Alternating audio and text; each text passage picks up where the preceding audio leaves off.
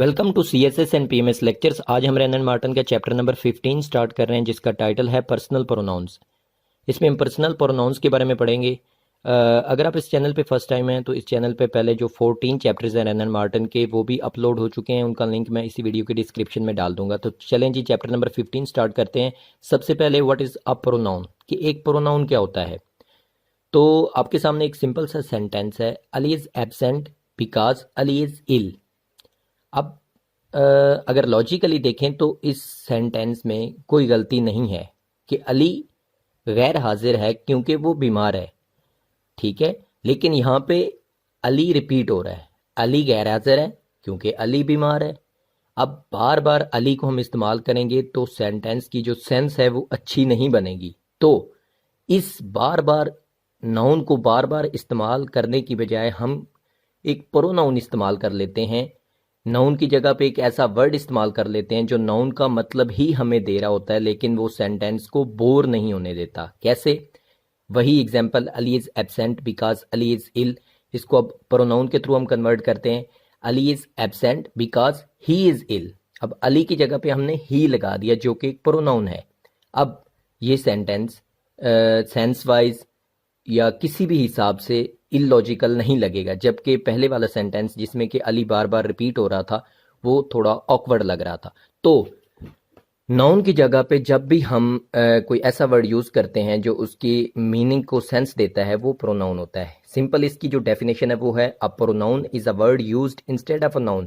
कि एक प्रोनाउन वो वर्ड होता है जो नाउन की जगह पे इस्तेमाल होता है। जो नाउन की जगह पे इस्तेमाल होता है वर्ड, वो प्रोनाउन कहलाता है। इसकी कई टाइप्स हैं, उसके बारे में हम पढ़ते हैं। सबसे पहले हैं पर्सनल प्रोनाउंस। अब ये फॉलोइंग कोई 5 सेंटेंसेज हैं, इनको गौर से पढ़ें। I am young, we are young, you are young, they are young, he she या इट इज यंग। अब इन सेंटेंसेस में कौन कौन से वर्ड यूज हुए हैं? I, we, you, he she it and they. ये सब के सब पर्सनल प्रोनाउंस कहलाते हैं। क्यों? क्योंकि ये 3 तरह के लोगों को रिप्रेजेंट कर रहे होते हैं। कौन कौन से? First of all the person speaking, जो बंदा बोल रहा होता है उसको रिप्रेजेंट कर रहे होते हैं।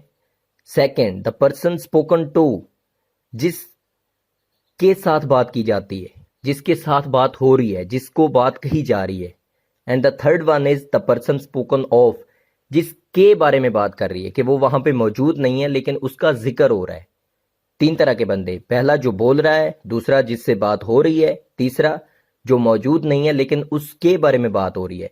तो ये 3 लोगों को रिप्रेजेंट करते हैं, इसलिए इन्हें पर्सनल प्रोनाउंस कहा जाता है। नेक्स्ट है पर्सनल प्रोनाउंस की कुछ टाइप्स। तो सबसे पहले हैं personal pronouns of the first person. Person pronoun of first person में आते हैं 2 pronounce, I and we.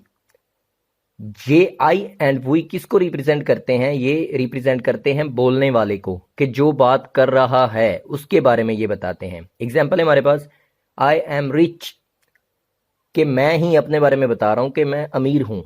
Second example है वी आर ब्रेव, कि हम जो खड़े हैं हम अपने ही बारे में बता रहे हैं कि हम बहादुर हैं। आई जो है वो सिंगुलर को रिप्रेजेंट करता है और जो वी है वो प्लूरल को रिप्रेजेंट करता है। सिंपल पर्सनल प्रोनाउंस जो होते हैं, जो फर्स्ट पर्सन के होते हैं, वो 2 होते हैं, आई एंड वी। आई सिंगुलर को रिप्रेजेंट करता है और वी प्लूरल को। और ये दोनों जो बात कर रहे होते हैं उसी को रिप्रेजेंट करते हैं, कि बोलने वाला खुद अपने ही के बारे में बात कर रहा होगा। बोलने वाला वाहिद भी हो सकता है, जमा भी हो सकते हैं। अगर वाहिद होगा तो आई इस्तेमाल होगा, अगर जमा मतलब एक से ज्यादा होंगे तो वो इस्तेमाल होगा। नेक्स्ट है personal pronoun of the second person. इस कैटेगरी में सिर्फ एक ही प्रोनाउन आता है और वो है यू, और ये रिप्रेजेंट किसको करता है? जिससे बात की जा रही हो। कि मतलब पहला जो हमने पढ़ा था personal pronoun of first person, उसमें जो बात कर रहा है वो अपने ही बारे में बता रहा है। इसमें जो बात कर रहा है वो अपने बारे में नहीं बता रहा, बल्कि जो सामने खड़ा है जिससे बात हो रही है उसकी बात है। स्पोकन टू, कि जिससे बात की जा रही है। और इसमें जो नोट करने की बात वो ये है कि यू जो है वो सिंगुलर और प्लूरल के लिए सेम ही फॉर्म है, यू ही होगा, इसकी प्लूरल डिफरेंट नहीं है। एग्जाम्पल से हम अंडरस्टैंड करते हैं, यू आर हीरो। अब इसका मतलब है कि मैं, लेट्स सपोज मैं बोलने वाला हूं, मैं सब्जेक्ट हूं, मैं बात कर रहा हूं कि यू आर हीरो, मैं किसी से बात कर रहा हूं जो मेरे सामने खड़ा है, उसको मैं कह रहा हूं यू आर हीरो, कि आप हीरो हैं। एक वाहिद है, एक इंसान, वन पर्सन खड़ा है और उससे मैं कह रहा हूं यू आर हीरो, कि आप हीरो हैं। सिंगुलर के सेंस में बोल रहा हूं मैं। सेकंड मैं बोल रहा हूं यू आर रॉबर्स, कि एक ग्रुप मेरे सामने खड़ा है, वो नहीं बोल रहा, मैं बोल रहा हूं उनको कि यू आर रॉबर्स, कि आप डकैत हैं, आप डाकू हैं। तो स्पोकन टू की जो कंडीशन है कि जिसके बारे में बात हो रही है, जिससे बात हो रही है, जो सामने खड़ा है, खुद नहीं बोल रहा लेकिन उससे बात हो रही है, वो स्पोकन टू की कंडीशन में आता है। और उसके लिए जो प्रोनाउन, पर्सनल प्रोनाउन यूज होता है वो सिर्फ यू है। यू की सिंगुलर फॉर्म में भी यू ही होता है और प्लूरल फॉर्म में भी यू ही होता है। तीसरी कैटेगरी जो है पर्सनल प्रोनाउंस की, वो है personal pronouns of the third person. इसमें 3 पर्सनल प्रोनाउंस आते हैं, ही, शी एंड दे। जबकि इट जो है उसको भी हम इसी कैटेगरी में डाल लेते हैं, personal pronouns of third person में। इसकी कंडीशन क्या है? इसमें कंडीशन है स्पोकन ऑफ, कि जो जिसके बारे में बात हो रही है उसका वहां पे मौजूद होना जरूरी नहीं। जैसे हमारी पहले कंडीशन में यह था कि मैं अपने ही बारे में बात कर रहा था कि आई एम रिच। फिर दूसरी कंडीशन में था कि मेरे सामने कुछ खड़े हैं लोग, उनसे मैं बात कर रहा हूं और उन्हें बोल रहा हूं कि यू आर रॉबर्स। अब ये तीसरी कंडीशन है, इसमें यह है कि जिसके बारे में बात हो रही है वो वहां पे मौजूद ही नहीं। एग्जाम्पल से हम अंडरस्टैंड करते हैं। पहली एग्जाम्पल है ही इज यंग। अब इसका मतलब है वो नौजवान है। अब ये मैं बात कर रहा हूं, लेट्स सपोज मैं बात कर रहा हूं किसी सामने खड़े शख्स से और उसे बता रहा हूं कि ही इज यंग। अब ही से मुराद यहां पे कोई भी नाउन हो सकता है। लेट्स सपोज ही की जगह पे हम रख लेते हैं अली। मैं किसी को कह रहा हूं अली इज यंग। अब अली की जगह पे जो मैंने पर्सनल प्रोनाउन यूज किया है वो third person, personal pronoun of third person use किया और वो है ही इज यंग। अब मैं सामने वाले को बता रहा हूं कि जो अली है वो यंग है, लेकिन अली वहां पे मौजूद नहीं है, लेकिन उसका जिक्र हो रहा है। सिमिलरली मैं कह रहा हूं शी इज यंग। अब किसी फीमेल के बारे में मैं बता रहा हूं कि वो यंग है, लेकिन ना जिसको मैं बता रहा हूं और मैं बताने वाला हूं, सामने वाला जिसको मैं बता रहा हूं वो वहां पे मौजूद है, लेकिन जिसके बारे में बात हो रही है, जिसके बारे में बताया जा रहा है, वो वहां पे मौजूद नहीं। Similarly it is young. अब जो इट है वो हम आमतौर पर जो है वो बेजान चीज़ों के लिए इस्तेमाल करते हैं, तो इस तरह इट को भी इसी कैटेगरी में डालते हैं, लेकिन सिंगुलर के लिए। लेकिन जब प्लूरल कंडीशन आती है थर्ड पर्सन की, personal pronoun of third person की, जब प्लूरल कंडीशन आती है, जमा की सेंस आती है, तब हम वर्ड जो यूज़ करते हैं पर्सनल प्रोनाउन वो है दे। कि मैं किसी को बता रहा हूँ दे आर यंग, कि एक पूरा ग्रुप है उसके बारे में बता रहा हूँ कि वो सब के सब नौजवान हैं। लाइक मैं हूँ, मेरे सामने एक टीचर है, मैं उसको बता रहा हूँ कि मेरे जो क्लास के बाकी बॉयज़ हैं उनका लेट्स सपोज मैं जिक्र कर रहा हूँ और मैं बता रहा हूँ कि दे आर यंग, कि वो सब के सब नौजवान हैं। तो यहाँ पे कंडीशन है स्पोकन ऑफ, जिसके बारे में बात हो रही है लेकिन वो वहाँ पे मौजूद नहीं। इस कैटेगरी में जो पर्सनल प्रोनाउंस होते हैं वो 4 होते हैं, ही, शी, दे एंड इट भी इसी कैटेगरी में हम डालते हैं। नेक्स्ट है हमारे पास forms of the personal pronouns. तो सबसे पहले हमारे पास है फर्स्ट पर्सन। मैस्कुलिन और फेमिनिन सेम ही है। तो फर्स्ट पर्सन में जो हमारे पास प्रोनाउंस आते हैं, पर्सनल प्रोनाउंस आते हैं, वो 2 हैं, आई एंड वी। अब इसकी हमने फॉर्म्स देखनी है। तो नॉमिनेटिव में कौन सी हैं? आई एंड वी। नॉमिनेटिव का मतलब है सब्जेक्ट ऑफ अ वर्ब, के सब्जेक्ट के तौर पे जब हम पर्सनल प्रोनाउन को इस्तेमाल करते हैं तो आई एंड वी इस्तेमाल करते हैं। जबकि जब पोसेसिव केस आता है तो पोसेसिव फॉर्म में हमारे पास आई की जगह पे माई या माइन और वी की जगह पे हम इस्तेमाल करते हैं आवर या आवर्स। पोसेसिव का मतलब है मलकियत शो करना, कि पोसेशन शो करना, मलकियत होना, कि जैसे दिस क्लॉक इज माइन, कि ये घड़ी मेरी है। तो यहाँ पे हम मलकियत शो कर रहे हैं।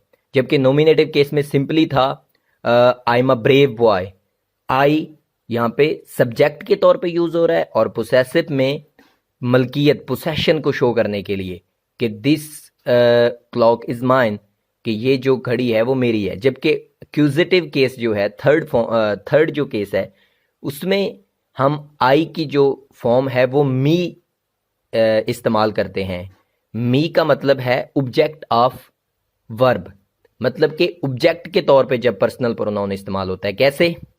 द हॉर्स किक्ड मी। अब जहां पे मी है जो वो ऑब्जेक्ट है, कि घोड़े ने मुझे लात मारी। अब मी जो मैंने इस्तेमाल किया है आई पर्सनल प्रोनाउन आई की एक्यूजिटिव फॉर्म, उसका मतलब है मैं ऑब्जेक्ट हूं। लेट्स सपोज हमने एक सेंटेंस सेट किया है कि द हॉर्स किक्ड मी। अब इसमें जो मी है उसका मतलब है मैं, ऑब्जेक्ट हूं मैं, कि जो लात पड़ी है वो ऑब्जेक्ट को पड़ी है और ऑब्जेक्ट हूं मैं। तो यहां पे आपको समझ आ गई कि नॉमिनेटिव केस में सब्जेक्ट होता है, पर्सनल प्रोनाउन जो होता है सब्जेक्ट होता है, पोजेसिव केस में वो अपनी मलकियत शो कर रहा होता है, और एक्यूजिटिव केस में वो एज एन ऑब्जेक्ट इस्तेमाल हो रहा होता है। और इसकी जो फॉर्म्स हैं वो आपको समझ आ गई होंगी कि सिंगुलर में आई है और प्लूरल में वुई है। सिमिलरली वुई के सामने जो उसका पोसेसिव केस है वो आवर या आवर्स, और उसका एक्यूजिटिव जो केस है वो अस है। नेक्स्ट है हमारे पास सेकंड पर्सन। अब सेकंड पर्सन में हमने पहले पढ़ा है कि एक ही सिर्फ यू है, पर्सनल प्रोनाउन जो आता है उसकी हमने तीनों फॉर्म पढ़नी है। नॉमिनेटिव में यू इस्तेमाल करते हैं, पोसेसिव जब मलकियत शो करनी हो तो यूअर। जैसे नॉमिनेटिव में हमने सेंटेंस सेट किया कि यू आर ब्रेव, के सब्जेक्ट के तौर पे यू आ गया। अब पोसेसिव में है यूअर, यूअर मतलब मलकियत शो करनी है। दिस वॉच इज योर्स, इसका मतलब है कि ये घड़ी आपकी है, इसकी मलकियत शो होगी। एक्यूजिटिव में जो है वो यू ही फॉर्म वही है नॉमिनेटिव वाली, लेकिन वो as an object of verb इस्तेमाल होगा। कैसे? जैसे हम एक सेंटेंस सेट करते हैं कि द हॉर्स किक्ड यू, कि घोड़े ने लात मारी किसको? आपको। तो ऑब्जेक्ट यहां पे कौन हुआ? आप। तो ये हैं फॉर्म्स सेकंड पर्सन। मैस्कुलिन और फेमिनिन इसकी दोनों सेम है कि मुजक्कर और मोनस के लिए ये यही इस्तेमाल होंगी। यू मुजक्कर के लिए भी है, यू मोनस के लिए भी है, मैस्कुलिन के लिए भी यू, फेमिनिन के लिए भी यू। तो सेकंड में सिर्फ यू आता है। नेक्स्ट है हमारे पास थर्ड पर्सन की फॉर्म्स। ये इंतहाई अहम है, इसमें थोड़ी बारीकी है। पहले जो हम पढ़ रहे थे कि फर्स्ट और सेकंड में मैस्कुलिन और फेमिनिन के लिए सेम ही फॉर्म्स थी, लेकिन यहाँ पे जेंडर की डिस्क्रिमिनेशन है। थर्ड पर्सन पर्सनल प्रोनाउंस में हम जेंडर की डिस्क्रिमिनेशन देखेंगे। कैसे? चार्ट से आपको समझ आ रही होगी, टेबल से आपको समझ आ रही होगी कि नॉमिनेटिव केस मैस्कुलिन के लिए और है, फेमिनिन के लिए और है, न्यूट्र के लिए और है, और ऑल जेंडर्स के लिए और है। कैसे? नॉमिनेटिव ही, क्योंकि इसमें चार आते हैं। पहले हमने पढ़ा था थर्ड पर्सन में जो पर्सनल प्रोनाउंस हैं वो चार आते हैं, ही, शी, इट और दे। दे जो है वो प्लूरल के लिए इस्तेमाल होता है, और ही, शी, इट जो होता है वो सिंगुलर के लिए इस्तेमाल होता है। तो सिंगुलर फॉर्म है जो नॉमिनेटिव ही की, सिंगुलर फॉर्म है जो ही की, वो है नॉमिनेटिव में ही, पोसेसिव में हिज, और एक्यूजिटिव में हिम। शी की नॉमिनेटिव फेमिनिन और नॉमिनेटिव शी, पोसेसिव हर या हर्स, और एक्यूजिटिव बी हर। न्यूट्रल में जो आता है वो इट है, पोसेसिव इट्स, और एक्यूजिटिव भी इट। सिमिलरली ऑल जेंडर, जब जेंडर की सब जेंडर के लिए हम इस्तेमाल करते हैं वो है दे, कि दे में हम डिस्क्रिमिनेट नहीं करते कि फेमिनिन है या मैस्कुलिन है या न्यूट्रल है, कि जेंडर को हम देखते नहीं, कि एक ही ग्रुप के बारे में बात कर देते हैं। और उसमें नॉमिनेटिव केस दे है, पोसेसिव में देयर या देयर्स, एक्यूजिटिव में देम। अब यहाँ पे इसकी एग्जाम्पल्स अगर हम हर एक केस की अगर एग्जाम्पल दें तो वो सीन बहुत ज़्यादा लंबा हो जाना था। तो यहाँ पे सिर्फ दे को हम देखते हैं कि दे जब हम इसमें इस्तेमाल करते हैं कैसे? ऑल जेंडर्स के लिए दे आर ब्रेव। अब यहाँ पे दे आर ब्रेव का मतलब है वो सब बहादुर हैं, लेकिन यहाँ पे जेंडर के बारे में कुछ हमें पता नहीं चल रहा सेंटेंस से कि वो जो बहादुर हैं वो मेल हैं या फीमेल हैं, या कोई न्यूट्रल जेंडर है, कि उनका कोई जेंडर ही नहीं, कि मतलब कोई बेजान चीज़ है, वो कौन है, कोई पता नहीं चल रहा। तो इसलिए दे। सिमिलरली देयर पोसेशन शो करती है कि दिस, जैसे हम सेट कर लें एक sentence, this watch is theirs, कि ये जो घड़ी है ये उनकी है। अब यहाँ पे भी हमें जेंडर के बारे में कोई इंफॉर्मेशन नहीं मिल रही।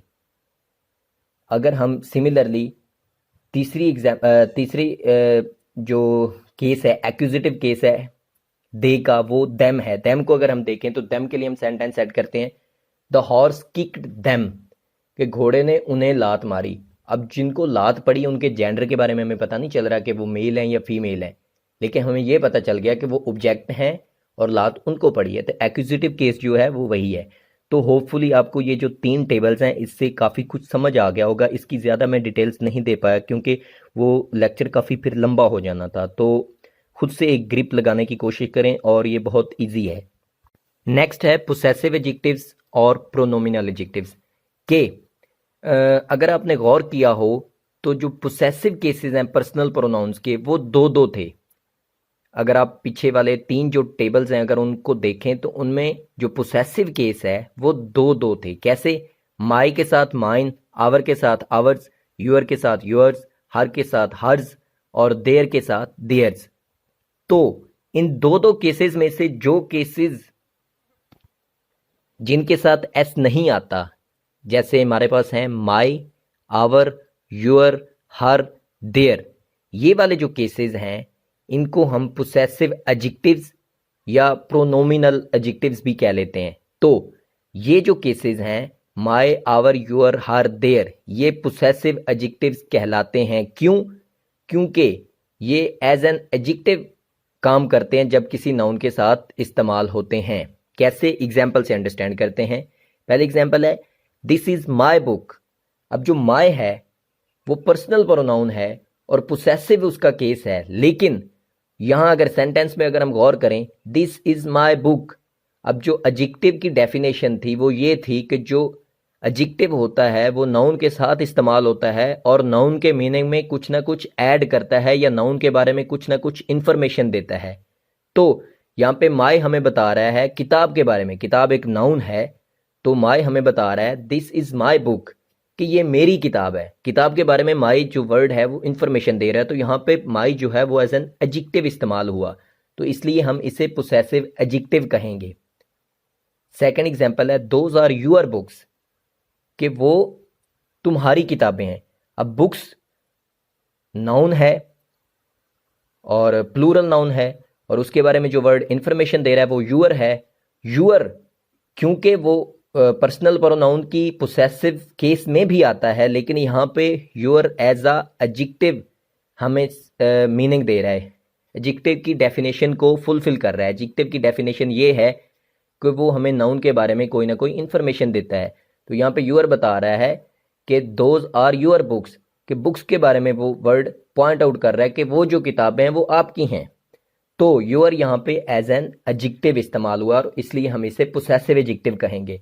दैट इज हर बुक, इसमें हर जो है वो बुक के बारे में इंफॉर्मेशन दे रहा है और एज एन एडजेक्टिव इस्तेमाल हुआ, इसलिए यहाँ पे भी हर पोसेसिव एडजेक्टिव है। अब यहाँ पे नोट करने की बात यह है कि जो वर्ड हिज है वो दोनों सूरतों में इस्तेमाल होता है, वो एज एन एडजेक्टिव भी और एज अ प्रोनाउन भी। कैसे? एग्जाम्पल से अंडरस्टैंड करते हैं कि पहली एग्जाम्पल है दिस इज हिज बुक। अब यहाँ पे वर्ड वही हिज ही इस्तेमाल हुआ है, तो यहाँ पे हिज जो इस्तेमाल हुआ है वो है पोसेसिव एडजेक्टिव के तौर पर। क्यों? क्योंकि वो नाउन के बारे में हमें इंफॉर्मेशन दे रहा है, वो हमें बता रहा है कि दिस इज हिज बुक, कि ये जो किताब है ये उसकी है। तो यहाँ पे हिज जो है वो एडजेक्टिव की डेफिनेशन को क्वालिफाई कर रहा है, फुलफिल कर रहा है और हमें बता रहा है बुक जो कि एक नाउन है, नाउन के बारे में इंफॉर्मेशन दे रहा है, इसलिए हिज यहाँ पे एज एन एडजेक्टिव इस्तेमाल हुआ। और इस सूरत में जो एडजेक्टिव इस्तेमाल हो जो कि पोजेशन को भी शो कर रहा हो, उस एडजेक्टिव को हम पोसेसिव एडजेक्टिव बोलते हैं। सिमिलरली अगर दूसरी एग्जाम्पल को हम देखें तो वहां पे जो हिज है इस्तेमाल हुआ है, लेकिन वहां पे वो एज एन एडजेक्टिव इस्तेमाल नहीं हुआ, वहां पे एज अ प्रोनाउन ही इस्तेमाल हुआ है। पोसेशन तो शो कर रहा है लेकिन एडजेक्टिव की डेफिनेशन को फुलफिल नहीं कर रहा, इसलिए हम इसे पोसेसिव तो कहेंगे लेकिन एडजेक्टिव नहीं बल्कि प्रोनाउन कहेंगे। कैसे? दिस बुक इज हिज, कि ये किताब इसकी है। अब सेंटेंस वही है लेकिन इसकी क्योंकि अरेंजमेंट डिफरेंट है और जो हिज है वो पोसेशन को शो कर रहा है लेकिन किसी नाउन के बारे में या किसी नाउन को के बारे में इंफॉर्मेशन नहीं दे रहा, तो इसलिए यहाँ पे हम बाय डेफिनेशन देखेंगे और पोसेसिव प्रोनाउन इसे कहेंगे, ना कि पोसेसिव एडजेक्टिव। हाँ, अगर ये बुक से पहले हिज आता है जैसे कि पहले एग्जाम्पल में है और फिर हमारी डेफिनेशन जो एडजेक्टिव की थी उसको फिर इसने फुलफिल करना था, तो फिर हम इसे कहते हैं पोसेसिव एडजेक्टिव। तो ये एक माइनर सा डिफरेंस है हिज के बारे में कि वो पोसेसिव एडजेक्टिव कब होता है और पोसेसिव प्रोनाउन कब होता है।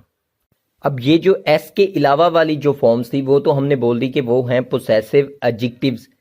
अब जो बाकी हैं जिनके साथ एस वाली फॉर्म है और वो पोसेसिव भी हैं। अगर आप वो 3 टेबल्स को दोबारा देखें तो जो पोसेसिव है उसमें दो दो हैं, दो दो वर्ड्स इस्तेमाल हुए हैं। माई के साथ माइन है, यूअर के साथ यूअर्स है, हर के साथ हर्ज है, यूअर के साथ यूअर्स है। तो वहाँ पे जो एस वाली फॉर्म्स हैं उन्हें हम बोलते हैं पोसेसिव प्रोनाउंस। एग्जाम्पल देखें, this book is mine, those books are yours, that book is hers, that idea of yours is excellent. अब यहाँ पे माइन, योर्स, हर्ज, यूअर्स, ये सब के सब पोसेसिव प्रोनाउंस हैं। ये पोसेसिव एडजेक्टिव नहीं है, ये पोसेसिव प्रोनाउन है। ये एक माइनर सा डिफरेंस से याद रखना है कि यूअर्स, हर्ज और योर्स के केस में तो आप सिंपली ये बना सकते हैं कि ये जो एस वाली फॉर्म्स हैं, एक याद रखने का आपको कुलिया बताऊं कि जो एस वाली फॉर्म्स हैं वो पोसेसिव प्रोनाउंस हैं और जो बगैर एस वाली फॉर्म्स हैं वो पोसेसिव एडजेक्टिव्स हैं, माँ सिवाय हिज के। हिज का एक एक्सेप्शनल केस है। तो जो माई और माइन का है वो तो एक क्लियर सा डिफरेंस है कि माइन जो है वो पोसेसिव प्रोनाउन है और जो माई है वो पोसेसिव एडजेक्टिव है।